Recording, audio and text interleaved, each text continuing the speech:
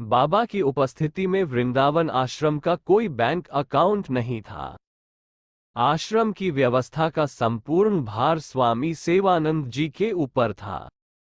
आप मद्रास के हैं और उत्तरी भारत भ्रमण के लिए आए हुए थे। एक दिन वृंदावन की परिक्रमा करते हुए आप इस मंदिर से होकर जा रहे थे। बाबा इन्हें भीड़ से पकड़कर भीतर ले आए और उन्होंने इनको मंदिर और आश्रम का कार्य सौंप दिया। आप निस्वार्थ भाव और सच्चाई से सेवा कार्य करते रहे। आप पढ़े लिखे नहीं थे, इस कारण आय व्यय का कोई लेखा जोखा नहीं रखते थे।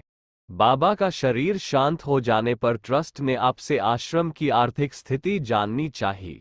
आपके पास न कुछ लेखा जोखा था और न देने को धन राशि ही थी।